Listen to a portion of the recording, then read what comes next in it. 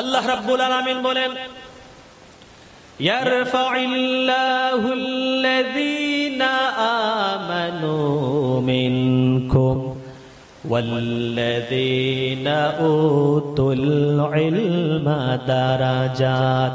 চিৎকার দিয়ে বলেন আল্লাহু আকবার। আল্লাহ রাব্বুল আলামিন বলেন, যারা ঈমান এনেছে এবং যারা ইলম অর্জন করেছে, যারা ইলম অবলম্বন করেছে, আমি আল্লাহ রাব্বুল আলামিন তাদের দুনিয়া এবং আখিরাতে তাদের মর্যাদা আমি বাড়িয়ে দিয়েছি। আল্লাহ রাব্বুল আলামিন বলেন, আমি মানুষকে সৃষ্টি করেছি কেবলমাত্র একমাত্র আমি আল্লাহ রাব্বুল আলামিনের দাসত্ব করার জন্য, গোলামি করার জন্য। আপনারা সবাই বলেন আমরা গোলাম খার, আমরা গোলামি করব। আল্লাহ রাব্বুল আলামিন বলেন, বান্দারে তাম পৃথিবীর চন্দ্র সূর্য গ্রহ নক্ষত্র, পৃথিবীর মধ্যে যত ফসল আছে, পৃথিবীর যা কিছু আছে, সব কিছু সৃষ্টি করেছি তোমার জন্য। এ বান্দা, তাম পৃথিবী আমি সৃষ্টি করেছি তোমার জন্য, আর তুমি বান্দাকে আমি আল্লাহ রাব্বুল আলামিন সৃষ্টি করেছি আখিরাতের জন্য। আল্লাহ বলছে আমি তোমাকে সৃষ্টি করেছি আখিরাতের জন্য। আল্লাহ রাব্বুল আলামিন বলেন, যখন আমি রূহ জগতের মধ্যে মানুষ সৃষ্টি করেছিলাম, আল্লাহ রাব্বুল আলামিন বলেছিলেন, আলাস্তু বিরাব্বিকুম, এ বান্দা আমি কি তোমার রব নয়? আমরা বলেছিলাম কালু বালা, অবশ্যই অবশ্যই আল্লাহ আপনি আমাদের রব। চিল্লায়ে বলেন ঠিক কিনা? আমরা বলেছিলাম আল্লাহ আপনি আমার রব, আল্লাহ আপনি আমাদের রব, পালন কর্তা লালন কর্তা। আল্লাহ রাব্বুল আলামিন চাইলে পৃথিবীর মানুষকে আলমে আখিরাতের মধ্যে ওলি বানাইতে পারতেন, মুত্তাকি বানাইতে পারতেন, এরপর দুনিয়ার মধ্যে পাঠাইতে পারতেন। আল্লাহ রাব্বুল আলামিন বলেন, না না, আমি মানুষকে আলমে আখিরাতের মধ্যে ওলি বানাই নাই, মুত্তাকি বানাই নাই, পৃথিবীর মধ্যে সৃষ্টি করলাম যাতে মানুষ পৃথিবীর মধ্যে এসে বেলায়েত অর্জন করতে পারে, আখিরাতের রাস্তা যাতে সংগ্রহ করতে পারে, নেক আমল যাতে করতে পারে। তুমি যদি নেক আমল করে কবরে চলে যাইতে পারো, হাশরে উঠতে পারো, আল্লাহ রাব্বুল আলামিন বলেন তোমার নেক আমলের বিনিময়ে আমি আল্লাহ রাব্বুল আলামিন তোমাকে জান্নাত দিয়ে দেব। সুবহানাল্লাহ। এবং দুনিয়ার মধ্যে আসলে আপনি বেলায়েত অর্জন করতে হবে। বেলায়েতের দুইটা স্তর, দুইটা দিক। একটা হচ্ছে বেলায়েতে আম্মা, জুড়ে বলেন কি? বেলায়েতে আম্মা, আম বেলায়েত মানে আপনি দুনিয়ার মধ্যে আসলেন, এসে বললেন লা ইলাহা ইল্লাল্লাহু মুহাম্মাদুর রাসূলুল্লাহ, এই যে কালেমা পড়লেন এটা একটা কোড, এই কোড পড়লেন আপনি আমভাবে মুসলমান হয়ে গেলেন। জুড়ে বলেন সুবহানাল্লাহ। যারা আমরা কালেমা পড়েছি আমরা সবাই হচ্ছে মুমিন মুত্তাকি, যারা কালেমা পড়ে নাই তারা মুমিন মুত্তাকি হতে পারে নাই। বিশ্বনবী বলেন, এক ব্যক্তি যিনি প্রতিদিন মূর্তি পূজা করতেন। কি পূজা করতেন? মূর্তি পূজা। ওই ব্যক্তি একদিন একটা বাঙ্গা মূর্তি নিয়ে নবীর সামনে হাজির, এসে বলতেছে, ইয়া রাসূলুল্লাহ, ইয়া হাবিবাল্লাহ, এই যে আমার হাতের মধ্যে দেখতে পারতেছেন এটা একটা মূর্তি, এটা আমার খোদা। তো আমি মনে করেছিলাম এটা খোদা, এখন দেখতে পারলাম এটা খোদা না, এটা আস্তা হুদা। আস্তা কি? হুদা। নবীজি বললেন, কেমনে বুঝলা? বলে, ইয়া রাসূলুল্লাহ, এই মূর্তিকে নিয়ে যখন আমি ঘুমাইতে যাইতাম মূর্তি সঙ্গে রাখতাম, যখন খাবার খাইতে যাইতাম এটাকে সঙ্গে রাখতাম, মানে আমি যেখানে মূর্তি সেখানে, আমি শ্বশুর বাড়ি আমার মূর্তিও শ্বশুর বাড়ি, খোদা। তো একদিন কি করলাম, অনেক দূর যাব, এমন সময় আমার খোদাকে চিন্তা করলাম কি করা যায়, আমার পেশাবের বান ধরেছে, আমি প্রাকৃতিক প্রয়োজন সারবো।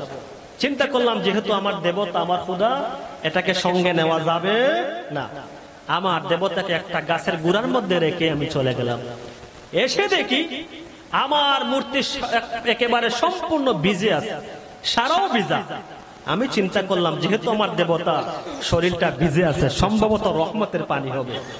হুজুর কি আর করবো, চিন্তা করলাম যেহেতু দেবতার গায়ে রহমতের পানি, আমি জিহ্বা দ্বারা ছাটা শুরু করলাম। যত চাটি দেখি বেটার টেস্ট, নুনতা নুনতা লাগে। চিন্তা করলাম যেহেতু দেবতার গায়ে রহমতের পানি, তাহলে কেন নুনতা নুনতা লাগে? আমি এদিক সেদিক তাকাইলাম, দূরে দেখতে পেলাম একটা কুকুরের মাছ থেকে পানি টপকাচ্ছে। জোরে বলেন সুবহানাল্লাহ। হুজুর, আমার বুঝতে বাকি রইল না দেবতার গায়ে কি পড়েছে। আপনারা বলেন কি পড়েছে? কুত্তার মুত, কুত্তার মুত। সে বলে, ইয়া রাসূলুল্লাহ, আমি চিন্তা করলাম যেই দেবতা, যেই খোদা কুকুরের প্রস্রাব থেকে নিজেকে বাঁচাইতে পারে না, ওই দেবতা কেমনে আমাকে বাঁচাইবে? ইয়া রাসূলুল্লাহ, আমি তার হাত ভেঙে ফেললাম, পাও ভেঙে ফেললাম, মাথা ভেঙে ফেললাম। ইয়া রাসূলুল্লাহ, আপনি আমাকে পড়াইয়া দেন লা ইলাহা ইল্লাল্লাহ মুহাম্মাদুর রাসূলুল্লাহ। তো এক নম্বর হচ্ছে যারা ঈমান আনবে। আল্লাহ রাব্বুল আলামিন বলেন, আল্লাহু ওয়ালিয়ুল্লাযীনা আমানু ইখরিজুহুম মিনাল যুলুমাতি ইলান নূর। চিৎকার দিয়ে বলেন আল্লাহু আকবার। আল্লাহ রাব্বুল আলামিন বলেন, আল্লাহু ওয়ালিয়ুল্লাযীনা আমানু, যারা ঈমান আনবে, যারা ঈমান আনবে, আমি আল্লাহ রাব্বুল আলামিন বললাম যারা ঈমান আনে আমার বন্ধু। আল্লাহু ওয়ালিয়ুল্লাযীনা আমানু ইখরিজুহুম মিনাজ যুলুমাতি ইলান নূর। যারা ঈমান আনে তারা আমার বন্ধু হয়ে যায়। আর যারা আমার বন্ধু হয়ে যায়, আমি আল্লাহ রাব্বুল আলামিন কি করি? তাকে দুনিয়াতে তো অন্ধকার পথ আছে, সমস্ত অন্ধকার পথ থেকে আমি তাকে আলোর রাস্তা দেখাইয়া দেই। হাজিরিন, আল্লাহ বলছেন তাদেরকে আমি অন্ধকারের পথ থেকে সোজা ইহদিনাস সিরাতাল মুস্তাকিম, মুস্তাকিমের পথ দেখাইয়া দেই, সরল পথ দেখাইয়া দেই, আলোর পথ দেখাইয়া দেই। জোরে বলেন সুবহানাল্লাহ। এতে বুঝলাম আমরা যারা আমভাবে ঈমান আনি, কালেমা পড়ি, আমরা মুসলমান হয়ে যাই। মুসলমান হওয়ার পর একমাত্র কেবলমাত্র আল্লাহর সামনে মাথা নত করা লাগবে। দুনিয়ার কোন মানুষের সামনে আপনার সুন্দর, আপনার সম্মানী মাথা নত করতে পারবেন না। পৃথিবীর মধ্যে যত মুসিবত, হুমকি, দামকি, মামলা, জেল, জরিমানা, মুমিন বান্দা কখনো ভয় পায় না। সে মনে করে আমি যাই করি না কেন, যাই বলি না কেন, পৃথিবীর কেউ না দেখলো কিন্তু একজন দেখেন, চিল্লায় বলেন তিনি কে? আপনি ঈমান আনলেন, আপনি মুত্তাকি। আল্লাহ বলে যার প্রতি ঈমান আছে, যার ভিতরে তাকওয়া আছে, ভয় আছে, ওই লোকটা কখনো খারাপ কাজ করতে পারে না। পৃথিবীর মানুষ কত অপরাধ করে। গভীর অন্ধকার রাত্রি বেলায় আপনি অপরাধ করলেন, পৃথিবীর কেউ দেখলো না, একজন দেখেন, চিল্লায় বলেন তিনি কে? আল্লাহ দেখেন। সুন্দরী মহিলা, যুবতী মহিলা আপনাকে অফার দিল, চলো যুবক, কেউ দেখবে না, আমি দরজা জানালা সব বন্ধ করে দেব, পৃথিবীর কেউ দেখবে না। আপনারা বলেন দরজা বন্ধ করতে পারে, জানালা বন্ধ করতে পারে, পৃথিবীর মানুষ নাও দেখে, কিন্তু একজন দেখেন, চিল্লায় বলেন তিনি কে? আল্লাহ দেখে। বেচারা সুর চুরি করে, তো কিছু কিছু সুর আছে শেষরা সুর, যা পায় তাও চুরি করে, শ্বশুর বাড়ির ছাগলও চুরি করে, এটাও ছাড় দেয় না। তো এক চুর বেচারা মসজিদে যাইয়া চুরি করতেছে, নাউজুবিল্লাহ। কোন চুরির জায়গা পায় না, মসজিদে চুরি। তো আস্তে আস্তে ফ্যানের নাট বলতো সব খুলতেছে, খুলতে খুলতে রেডি, গাট্টি বুসকা বানছে। ইমাম সাহেব টের পাইলেন যে মসজিদে চোর ঢুকছে। ইমাম সাহেব যাইয়া তাকে ধরলেন, বেটা বেয়াদব, শেষরা, তোর লজ্জা লাগে না, শরম নাই, মসজিদের ফ্যান চুরি করস? চোর বলে, হুজুর থামেন, দাঁড়ান।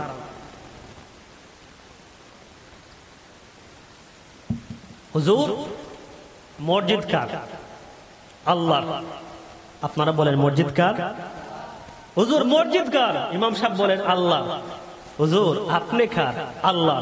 হুজুর বলেন তো আমি চোর কার? আল্লাহ। তাহলে হুজুর আল্লাহর বান্দায় আল্লাহর ঘরের ফ্যান চুরি করে আপনার সমস্যা কি? আপনার তো সমস্যা থাকার কথা নয়। হুজুর চিন্তা করলে রেখে সাইজ করা লাগবে, কেমনে সাইজ করি? হুজুর ছিলেন জ্ঞানী মানুষ, বুদ্ধিমান মানুষ। হুজুরে হাতের মধ্যে নিলেন হেদায়াতুল্লাহ, কি নিলেন? হেদায়েতুল্লাহ চিনেন আপনারা? এই যে দাসবাড়ির, আমরা বলি দাসবাড়ির মেসাজ, বাচ্চারা কিন্তু এমনি যদি হুজুরকে ভয় না পায়, কিন্তু বেন্দাকে ঠিকই হেদায়েতুল্লাহকে সবাই ভয় পায়, শয়তানও ভয় পায়। হুজুর হাতের মধ্যে নিলেন হেদায়েতুল্লাহ, হাতের মধ্যে নিয়ে সুর বেচারার মাথার মধ্যে বিসমিল্লাহি বারাকাতিল্লাহ আঘাত করতেছে। সুর বলতেছে, হুজুর মারেন কেন? বেটা তুই কার? আল্লাহ। আমি কার? আল্লাহর। এই লাঠি কার? আল্লাহর। তাহলে বিষয়টা হলো আল্লাহর বন্দায় আল্লাহর লাঠি দিয়ে আল্লাহর বন্দার মাথার মধ্যে আঘাত করতেছে, তোর সমস্যা কি? যেই রকম প্রশ্ন সেই রকম জবাব। তো হাজিরিন, মানুষ কত অপরাধ করে পৃথিবীর কেউ দেখে না, একজন দেখেন, চিল্লায় বলেন তিনি কে? 2 নম্বর স্তর হচ্ছে বেলায়েতের 2 নম্বর স্তর হচ্ছে আল্লাহু আলা ইন্না আউলিয়া আল্লাহি লা খাউফুন আলাইহিম ওয়ালা হুম ইয়াহজানুন। চিৎকার দিয়ে বলেন আল্লাহু আকবার। আলা শব্দান ইন্না আউলিয়া আল্লাহি লা খাউফুন আলাইহিম ওয়ালা হুম ইয়াহজানুন। আল্লাহ রাব্বুল আলামিন বলেন, যারা ঈমান আনে, যারা আমার বন্ধু হয়ে যায়, তাদের দুনিয়ার মধ্যে কোনো টেনশন নাই, কোনো ভয় নাই, চিন্তা নাই, পেরেশান নাই। কারণ যারা আমার বন্ধু হয়ে যায়, আমার বন্ধুকে আমি ভালোবাসি, মহব্বত করি। আল্লাহ রাব্বুল আলামিন বলেন, খাউফ শব্দের অর্থ হচ্ছে বাহিরের ভয়, আর হুজন শব্দের অর্থ হচ্ছে ভিতরের টেনশন, চিন্তা, পেরেশান। আল্লাহ রাব্বুল আলামিন বলেন, যারা মুত্তাকি হয়ে যায়, ঈমানদার হয়ে যায়, দুনিয়ার মধ্যে কোনো ভয় নাই, আখিরাতের মধ্যে কোনো পেরেশানি নাই। সুবহানাল্লাহ বলেন, কোনো পেরেশানি নাই। এরপর আল্লাহ বলতেছেন, যারা মুত্তাকি হয়ে যায়, ঈমানদার হয়ে যায়, আমি আল্লাহ রাব্বুল আলামিন ইন্নাল্লাহা ইউহিব্বুল মুত্তাকিন, মুত্তাকি ব্যক্তিকে আমি ভালোবাসি। চিল্লায়ে বলেন সুবহানাল্লাহ। এদের পরিচয় হচ্ছে, আল্লাহ বলছেন আল্লাযীনা আমানু ওয়া কানু ইয়াত্তাকুন, যারা ঈমান আনে তারা সবচাইতে আল্লাহকে বেশি ভয় করে। জোরে বলেন সুবহানাল্লাহ।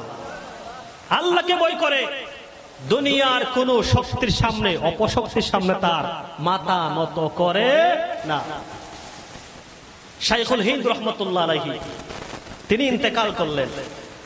ইন্তেকাল করার পর সবাই ওনাকে গোসল দিচ্ছে।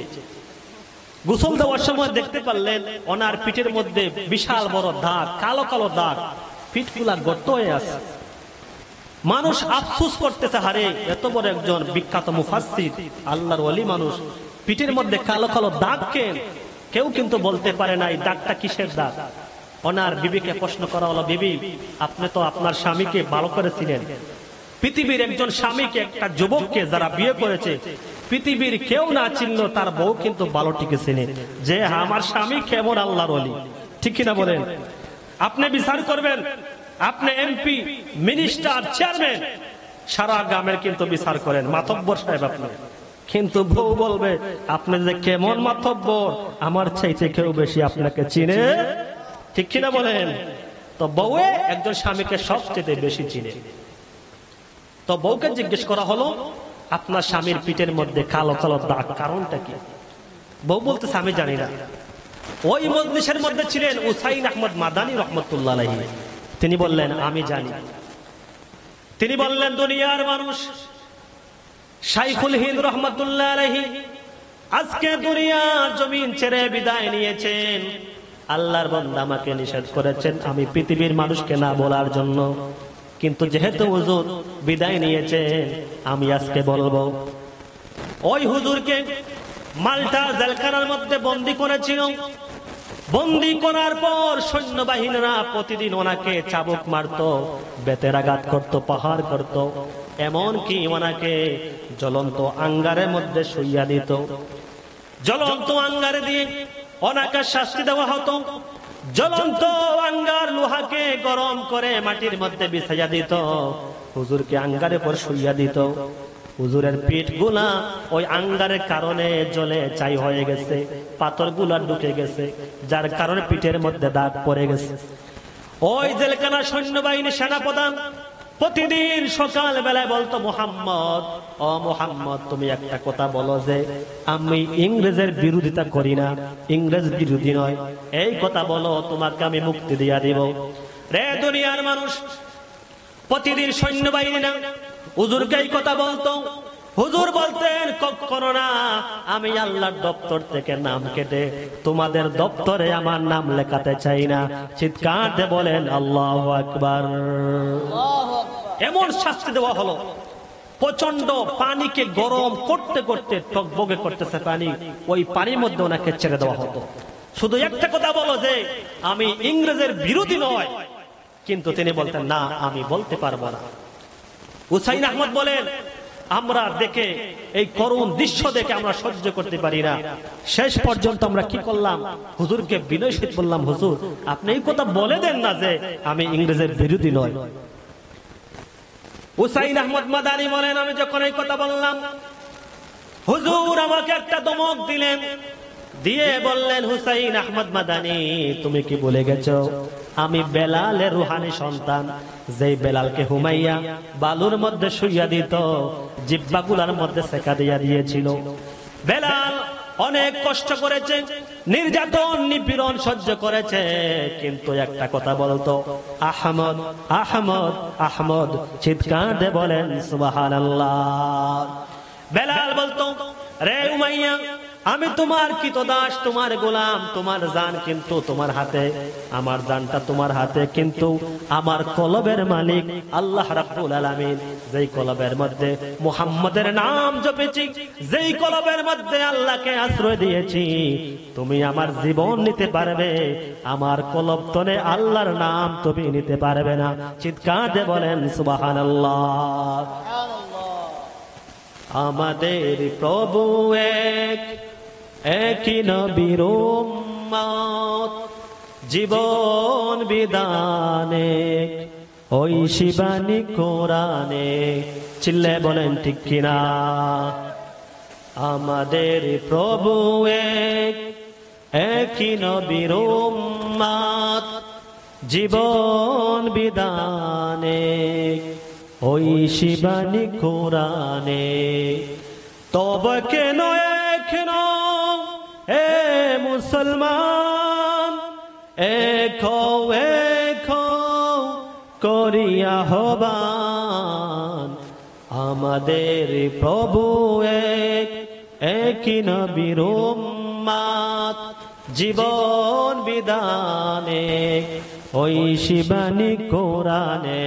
লা ইলাহা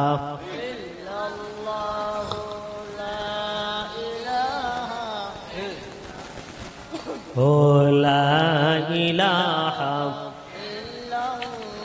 ও লা ইলাহা লাহু লা ইলাহা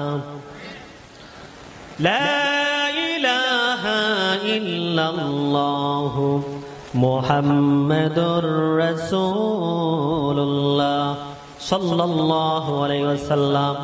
সম্মানিত হাজরিন, তো আল্লাহ বলছেন যারা ইলম অর্জন করে, যারা ঈমান আনে, তাদের সম্মান আমি আল্লাহ রাব্বুল আলামিন বুলন্দ করে দেই। এক নম্বর আসেন, আল্লাহর হাবিব বলছেন আপনি কি করেন, ইলম অর্জন করেন। মান খারাজা ফি তলাবাল ইলমি ফাহুয়া ফি সাবিলিল্লাহ। যে ব্যক্তি ইলম শিক্ষার জন্য, ইলম অর্জনের জন্য যখন সে ঘর থেকে বাইর হয়ে যায়, আল্লাহর হাবিব বলেন যত সময় পর্যন্ত সে ঘরের মধ্যে ফিরবে না, তত সময় পর্যন্ত সে আমি আল্লাহর জিম্মায় তাকে। চিৎকার দিয়ে বলেন সুবহানাল্লাহ।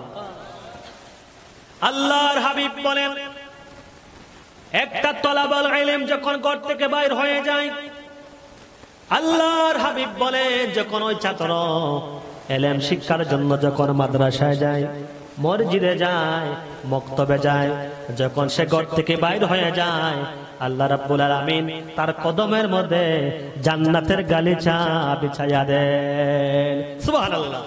ছাত্রের পায়ের নিচে আল্লাহ বলছেন জান্নাতি গালিচা আমি বিছায়া দেই, এবং যত সময় পর্যন্ত সে ইলম অর্জন করবে, আল্লাহর হাবিব বলছেন যদি সে ইলম অর্জন করতে যাইয়া সে যদি মারাও যায়, আল্লাহর হাবিব বলছেন আল্লাহ রাব্বুল আলামিন তাকে হাসরের ময়দানে শহীদের কাতারে শামিল করে দিবেন। চিৎকার দিয়ে বলেন সুবহানাল্লাহ। কেমনে আল্লাহর জিম্মা তাকে দেখেন। জুনাইদ বাগদাদি বলেন আমি সিররে সাকতি রহমাতুল্লাহ আলাইহি ওনার সামনে বসে আছি, উনি আমার মুর্শিদ, আমার হুজুর কিবলা, আমাকে দরস দিচ্ছেন, নসিহত করতেছেন। জুনাইদ বাগদাদি বলেন এমন সময় আমি দেখতে পারলাম একটা মাদ্রাসার প্রিন্সিপাল হুজুর দৌড়তে দৌড়তে সিররে সাকতির সামনে আসলেন। অনেক টেনশন নিয়ে চেহারা গুলা মলিন হয়ে গেছে। জুনাইদ বাগদাদি বলেন আমাদের সামনে আসলেন, এসে বলেন ওগো আল্লাহর ওলি সিররে সাকতি রহমাতুল্লাহ আলাইহি, আমি মুসিবতে পড়ে গেছি, বিপদে পড়ে গেছি, আমাকে আপনি সাহায্য করেন। সিররে সাকতি রহমাতুল্লাহ আলাইহি বললেন হুজুর আপনি কেমন মুসিবতে পড়ে গেছেন, কেমন বিপদের মধ্যে পড়ে গেছেন? হুজুর বলতেছেন ওগো জুনাইদ বাগদাদি, ওগো সিররে সাকতি রহমাতুল্লাহ আলাইহি, সামনে যে একটা মাদ্রাসা দেখা যায় ওই মাদ্রাসার প্রিন্সিপাল হচ্ছি আমি। ওগো সিররে সাকতি রহমাতুল্লাহ আলাইহি, আমার মাদ্রাসার মধ্যে একটা এতিম ছাত্র পড়ে যার বাবা নাই, বাবা মারা গেছে, এতিম সন্তান। সে ছিল মেধাবী, অনেক ট্যালেন্ট ছিল, কিন্তু ছাত্ররা এত ভালো ছিল প্রতিদিন যখন মুয়াজ্জিন আযান দিত আমার অজুর পানি এনে দিত, বদনা ভর্তি করে লুটা ভর্তি করে আমার অজুর পানি এনে দিত। ওগো সিররে সাকতি রহমাতুল্লাহ আলাইহি, আজকে যখন ফজরের সময় মুয়াজ্জিন আযান দিল, ওই ছাত্রটা কি করলো, আমার অজুর পানি আনার জন্য দাজলা নদীর মধ্যে চলে গেল। দাজলা নদীর মধ্যে চলে যাইয়া নদীর মধ্যে প্রচন্ড পানি ছিল, স্রোত ছিল, স্রোতের কারণে বাচ্চার টের পায় না, অনুমান করতে পারে না। যখন পাও দেয় পিছলাকে পানির মধ্যে পড়ে যায়। 12 ঘন্টা আগে পানির নিচে পড়েছে, এখন পর্যন্ত সন্তানের কোনো হদিস নাই, তার কোনো সন্ধান নাই। হুজুর আপনি যেহেতু আল্লাহর ওলি সিররে সাকতি রহমাতুল্লাহ আলাইহি, ওগো আল্লাহর ওলি আপনি একটা কিচ্ছু করেন, তার মাকে বলেন মা যেন আমার বিরুদ্ধে কোনো নালিশ করে না, কোনো অভিযোগ করে না, কোনো কেস করে না, আপনি একটু বলেন। সিররে সাকতি রহমাতুল্লাহ আলাইহি বললেন তার মাকে ডেকে আনো। মহিলা বলল হুজুর আমি যে শহীদের মা হলাম, কেমনে হলাম আমি তো বুঝি না। মা তোমার সন্তান এই যে হুজুর দেখতেছেন, হুজুরের মাদ্রাসায় প্রতিদিন হুজুরের খেদমত করেন, যখন মুয়াজ্জিন আযান দিত হুজুরের পানি এনে দিত তোমার সন্তান। কিন্তু মাগো আজকে সকাল বেলায় তোমার ছেলে হুজুরের পানি আনার জন্য যখন পানির মধ্যে নদীর ঘাটে যায়, দাজলা নদীর মধ্যে প্রচন্ড স্রোত ছিল, স্রোতের কারণে সন্তানটা অনুমান করতে পারে না, সম্ভবত পাও দিয়েছে, জুতা কিন্তু পাড়ের মধ্যে এখনো আছে, লুটা আছে, কিন্তু তোমার সন্তানকে পাওয়া যায় না। সম্ভবত তোমার সন্তান ওই জায়গার মধ্যে পড়ে মারা গেছে। ইন্না লিল্লাহি ওয়া ইন্না ইলাইহি রাজিউন। মহিলা বলল হুজুর হুজুরের বিরুদ্ধে আমার কোনো নালিশ নাই, আমার কোনো অভিযোগ নাই, আমি কোনো কেস করব না, মামলা করব না, তবে একটা কথা, আমার সন্তান যখন প্রতিদিন ঘর থেকে বাইর হইতো আমি মাকে কিন্তু বলে যাইতো, কিন্তু আমার সন্তান আজকে যে ঘর থেকে গেল আমাকে তো বলে যায় নাই। আমার কিছু জিজ্ঞাসা আছে, আমার আল্লাহকে জিজ্ঞাসা করব, আমাকে না জিজ্ঞাসা কেন আমার সন্তানকে দুনিয়া থেকে বিদায় নিলেন? চিৎকার দিয়ে বলেন সুবহান। ওই মহিলা বলল হুজুর আমার সন্তান পানির মধ্যে পড়েছে, নদীর কোন ঘাটের মধ্যে পড়েছে একটু বলেন, একটু দেখাইয়া দেন। জুনাইদ বাগদাদি বলেন আল্লাহর ওলি সিররে সাকতি রহমাতুল্লাহ আলাইহি কে নিয়ে আমরা যখন নদীর ঘাটের মধ্যে গেলাম, মহিলাকে দেখাইয়া দিলাম মা এই জায়গার মধ্যে তোমার সন্তান পড়ে মারা গেছে। জুনাইদ বাগদাদি বলেন মহিলা যখন নদীর ঘাটে যায়, নদীর ঘাটে যাইয়া বলে বাবা আব্দুল্লাহ রে, বাবা আব্দুল্লাহ তুমি কোথায় রে বাবা? আমি মা দুঃখিনী তোমাকে ডাকতেছি, বাবারে তুমি আমার ডাকে সাড়া দাও। জুনাইদ বাগদাদি বলেন ওই মহিলা যখন সন্তানকে ডাক দিল আমরা শুনতে পারলাম, পানির নিচ থেকে সন্তান বলতেছে, মা গো আমি পানির নিচের মধ্যে বসে আছি। সুবহানাল্লাহ, মা আমি পানির নিচে বসে আছি। জুনাইদ বলেন, মহিলাটা একটা লাফ দিল, লাফ দিয়ে একটা ডুব দিল, নিজের জীবিত সন্তানকে জড়াইয়া ধরিয়া পানির উপরে ভেসে উঠে যায়। চিৎকার দিয়ে বলেন আল্লাহু আকবার। আমরা সবাই মহিলাকে টাইনা পারের মধ্যে তুললাম। এবার দেখতে পারলাম নিজের সন্তানকে নিয়ে, জীবিত সন্তানকে নিয়ে বাড়ির মধ্যে চলে যায়। জুনাইদ বাগদাদি বলেন, আমার বুঝে আসে না, আমার ব্রেইনে ঢুকে না, ব্রেইনে কুলায় না, এটা কেমনে সম্ভব? যেই সন্তান 12 ঘন্টা আগে পানির নিচে পড়েছিল, এই সন্তান কেমনে উঠলো, 12 ঘন্টা পর্যন্ত কেমনে জীবিত থাকলো, আমার তো বুঝে আসে না। আপনারা বলেন, আল্লাহ চাইলে কিন্তু সবই কিন্তু সম্ভব, ঠিক কিনা বলেন? আল্লাহ চাইলে সব সম্ভব। আল্লাহ চাইলে পাহাড়কে সমুদ্র বানাইতে পারেন, সমুদ্রকে আল্লাহ পাহাড় বানাইতে পারেন। আল্লাহ চাইলে গুরুস্থানের মুর্দাকে জীবিত করতে পারবেন, ঠিক কিনা বলেন? জুনাইদ বাগদাদি বলেন, ওগো সিররে সাকতি রহমাতুল্লাহ আলাইহি, আমার কিছু কথা আছে। কি কথা? আপনি বলতে হবে, যেহেতু আপনি আল্লাহর ওলি, আপনি শরীয়ত বলেন, মারিফত বলেন, যে কোন একটা লাইন থেকে বলতে হবে 12 ঘন্টা পর্যন্ত এই সন্তান কেমনে জীবিত থাকলো। সিররে সাকতি রহমাতুল্লাহ আলাইহি বলেন, রে জুনাইদ বাগদাদি, তাহলে আমি তোমাকে বলি, তুমি শোনো রে শোনো। একটা ছাত্র যখন ইলম অন্বেষণের জন্য, ইলম অর্জনের জন্য যখন ঘর থেকে বাইর হয়ে যায়, আল্লাহর হাবিব বলেছেন, যত সময় পর্যন্ত সে ঘরের মধ্যে প্রবেশ করবে না, তত সময় পর্যন্ত আল্লাহ তার জিম্মাদার হয়ে যায়। আল্লাহ জিম্মাদার হয়ে যায়। ওই বাচ্চাটা যখন পানির মধ্যে পড়ে যায়, 12 ঘন্টা আগে যখন সন্তানটা পানির মধ্যে পড়ে গেল, আকাশের যত ফেরেশতা ছিল সমস্ত ফেরেশতা সিজদার মধ্যে পড়ে গেল। পৃথিবীর মধ্যে যত মাখলুক আছে, জীব জন্তু কীট পতঙ্গ সমুদ্রের মাছ সহ যারা ছিল, সবাই আল্লাহর কুদরতি কদমের মধ্যে সিজদায় পড়ে গেল।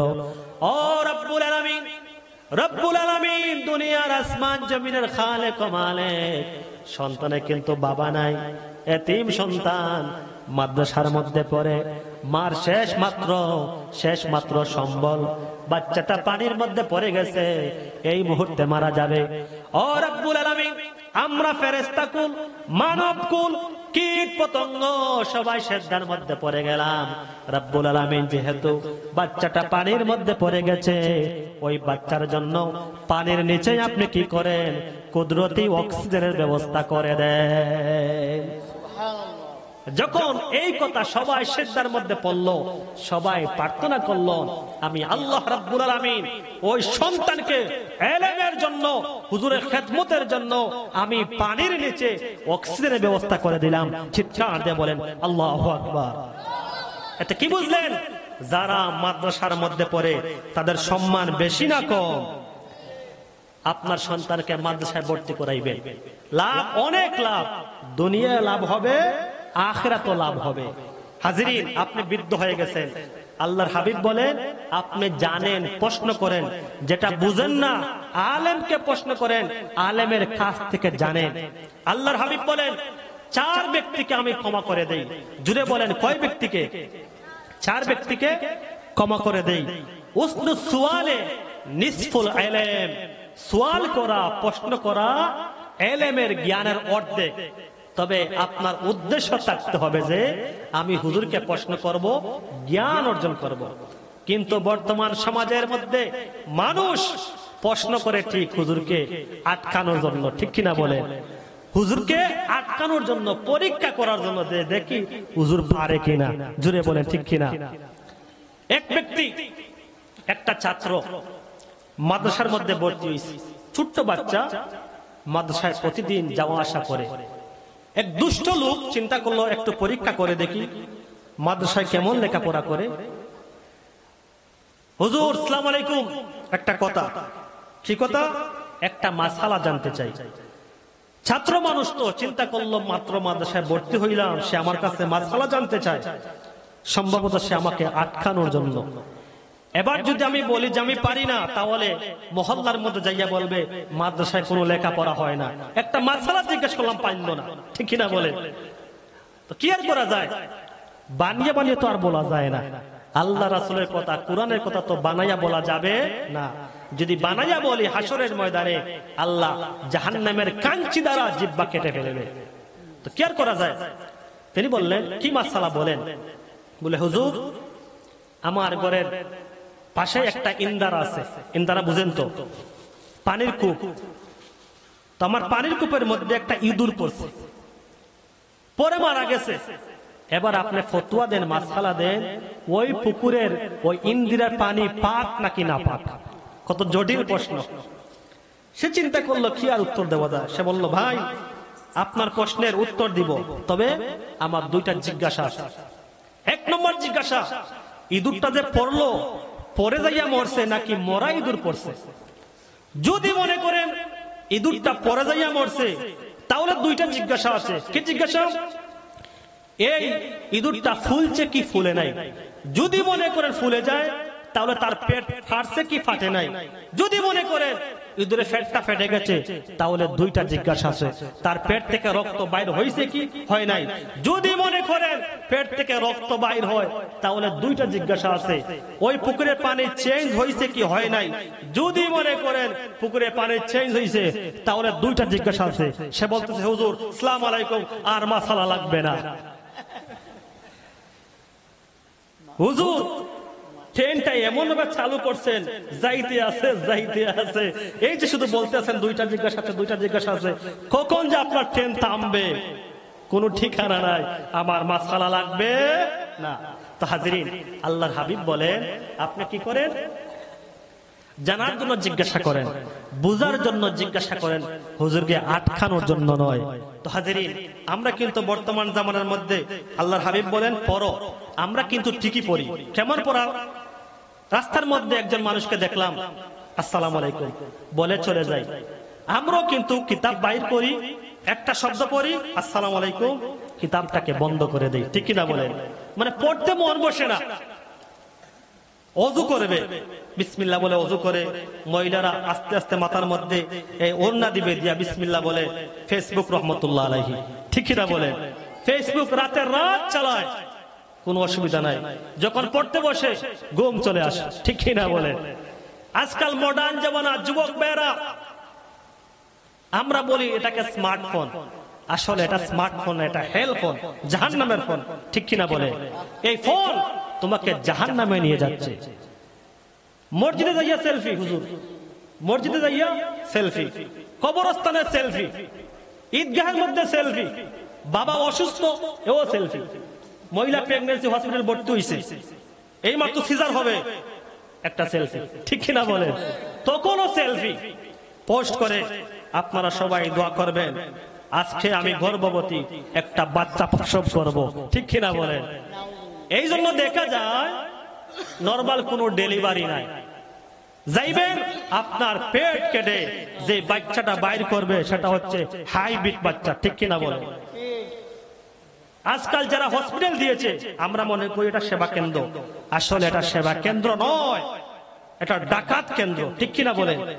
হসপিটাল বানায়, ছুরি দাঁড় দেয়, মাত্র আপনি যাইবেন বউকে নিয়ে, পেটটা কেটে ফেলবে, ঠিক কিনা বলেন? আল্ট্রাসাউন্ড করবে যে মহিলা, ইস সর্বনাশ, কি সর্বনাশ! বাচ্চা পেটের মধ্যে 3 গুরুমটি দিচ্ছে, চক্কর দিচ্ছে, 3 দিকে চলে গেছে। এক ট্যাঙ্ক চলে গেছে পাকিস্তান, আরেক ট্যাঙ্ক বাংলাদেশ। এবার যদি আপনি সিজার না করেন, বাচ্চা মরবে, মাও মরবে, বাচ্চার বাবাও মরবে, যদি দাদা থাকে ওইটাও মরবে, ঠিক কিনা বলেন? আহা, এই যে ভয় দেখায়, কারণ কি? কারণ কি? আমরা আমাদের বুঝে আসে না। আল্লাহর উপর ভরসা নাই, ঈমান নাই, তাকওয়া নাই, কিচ্ছু নাই, যার কারণে সিজার হয়। যাই হোক হাজিরিন, আল্লাহ রাব্বুল আলামিন আমাকে আপনাকে, আমি যা কিছু আলোচনা করলাম, আমাকে আগে নিজে আমল করার তৌফিক দান করেন, আমিন বলেন। যারা আপনারা শুনলেন, আপনাদেরকে আল্লাহ রাব্বুল আলামিন যেন আমলের সুযোগ দান করেন। তো হাজিরিন, মাহফিল কমিটির পক্ষ থেকে আমাকে বলা হয়েছে কিছু কালেকশন করার জন্য। আসলে তো আমি কালেকশন করি না, কালেকশনে একজন হুজুর লাগে। কেমনে কালেকশন করা লাগে হুজুর? আপনি তোমাকে মুসিবতে ফেলে দিলেন, কালেকশন তো আমি করতে পারি না। তো যাই হোক, যেহেতু হুজুর আবদার করেছেন রক্ষা করা লাগবে, তো আজকে যে মাহফিলের মধ্যে আপনারা বসেছেন, আপনারা বলেন তো এটা কিসের বাগান? আরে ভাই কথা বলেন। জান্নাতের বাগান। এই জান্নাতের বাগানে আজকে যারা প্রবেশ করেছে, যারা ঢুকেছে, এরা আল্লাহর জান্নাতে প্রবেশ করলো। জোরে বলেন সুবহানাল্লাহ। আবার আল্লাহর হাবিব বলেন, এইরকম মাহফিল যখন হয়, এই মাহফিলের মধ্যে আপনি যা কিছু অর্জন করবেন, এটা কোরআন এবং হাদিসের জ্ঞান, এটা আল ইলমু নূরুন, এটা নূর। বললেন তোমার ধর্ম কি? সে বলতেছে আল্লাহুম্মা ইন্না নাস্তাইনুকা। ফেরেশতা বলছে, আরে আজব মুদ্রা তো, আজব মাইয়িত, যাই প্রশ্ন করি শুধু আল্লাহুম্মা ইন্না নাস্তাইনুকা। আল্লাহকে বলছে, আল্লাহ কি করা যায়? যা প্রশ্ন করি সে শুধু বলতেছে আল্লাহুম্মা ইন্না নাস্তাইনুকা। আল্লাহ বলো, ও ফেরেশতা তাকে শিখাইয়া দাও, ওয়া নাস্তাগফিরুকা। জোরে বলেন সুবহানাল্লাহ। তো হাজিরিন, আমরা আলেমের মজলিসের মধ্যে গেলে কিন্তু লাভ হবে। একটা আমল নিয়ে যদি কবরে যান, আল্লাহ আপনাকে মাফ করে দিবেন। জোরে বলেন সুবহানাল্লাহ।